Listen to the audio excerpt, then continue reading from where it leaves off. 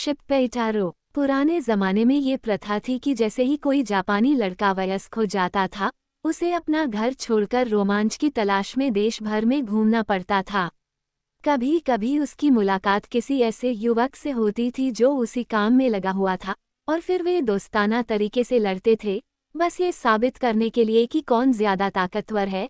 लेकिन कई बार दुश्मन कोई लुटेरा निकलता था जो आसपास के लोगों के लिए खौफ का सबब बन चुका था, और फिर लड़ाई जानलेवा हो जाती थी।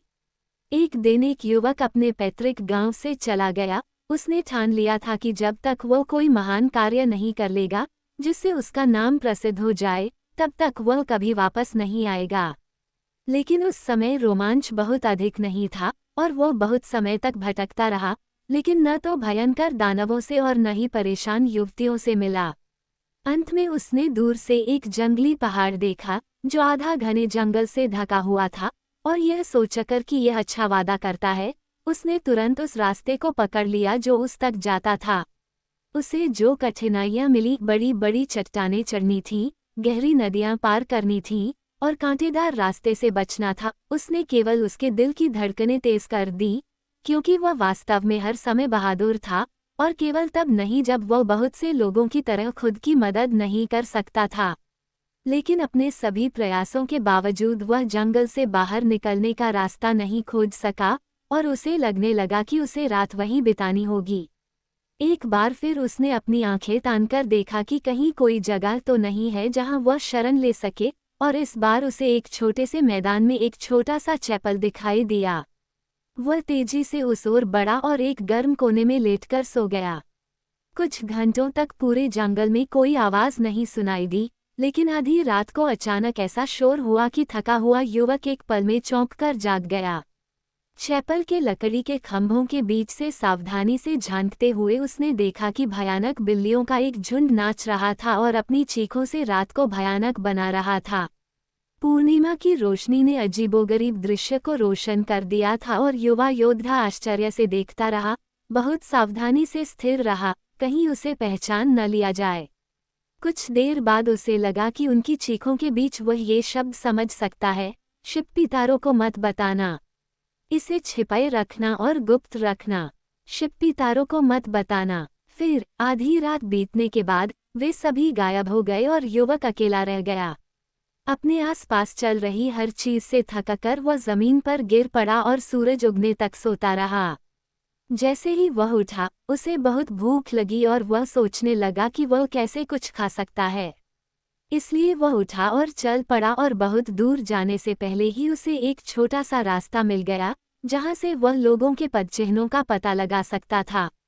वह रास्ते पर चलता रहा और धीरे धीरे कुछ बिखरी हुई झोपड़ियों के पास पहुंचा, जिसके आगे एक गांव था। ये देखकर वह बहुत खुश हुआ और गांव की ओर तेजी से बढ़ने ही वाला था कि उसने एक महिला की आवाज़ सुनी जो रो रही थी और विलाप कर रही थी और लोगों से उस पर दया करने और उसकी मदद करने के लिए कह रही थी।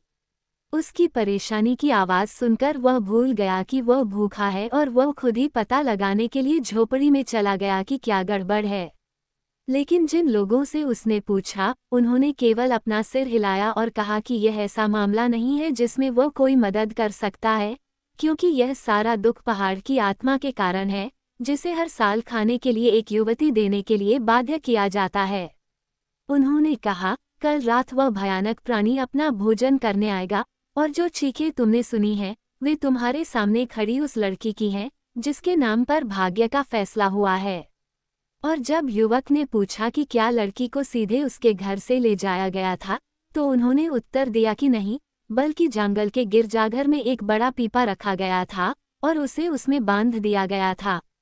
ये कहानी सुनते हुए युवक के मन में युवती को उसके भयानक भाग्य से बचाने की तीव्र इच्छा उत्पन्न हो गई। चैपल का जिक्र सुनकर उसे पिछली रात के दृश्य की याद आ गई, और वह अपने मन में फिर से सारी बातें सोचने लगा। शिप्पेटारो कौन है? उसने अचानक पूछा, क्या तुम में से कोई मुझे बता सकता है?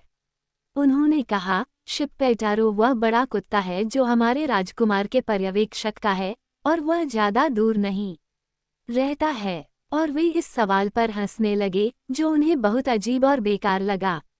युवक ने उन पर हंसा नहीं, बल्कि झोपड़ी से बाहर निकलकर सीधे कुत्ते के मालिक के पास गया, जिससे उसने एक रात के लिए कुत्ते को उधार देने की विनती की।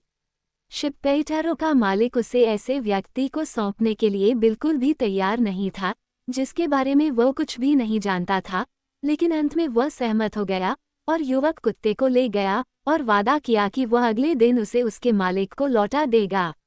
इसके बाद वह जल्दी से झोपड़ी में गया जहां युवती रहती थी और उसके माता पिता से उसे एक कोठरी में सुरक्षित रूप से बंद करने के लिए कहा, जिसके बाद वह शिप्पेटारो को पीपे के पास ले गया और उसे उसमें बांध दिया।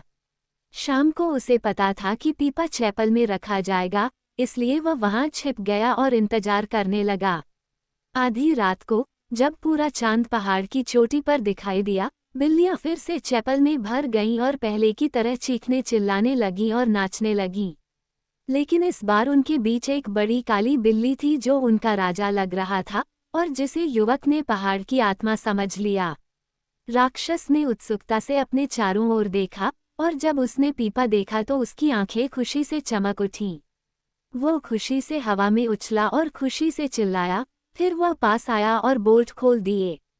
लेकिन एक सुंदर युवती की गर्दन में अपने दांत गड़ाने के बजाय शिप्पेटारो के दांत उसके गले में गड़ा दिए गए और युवक ने दौड़कर अपनी तलवार से उसका सिर काट दिया। अन्य बिल्लियां इस घटना से इतनी चकित थीं कि वे भागना भूल गईं और भागने के बारे में सोचने से पहले युवक और शिप्पेटारो ने मिलकर कई और बिल्लियों को मार डाला। सूर्योदय के समय बहादुर कुत्ते को उसके मालिक के पास वापस ले जाया गया और उस समय से पहाड़ी लड़कियां सुरक्षित थीं और हर साल युवा योद्धा और कुत्ते शिप्पेटारो की याद में एक दावत का आयोजन किया जाता था।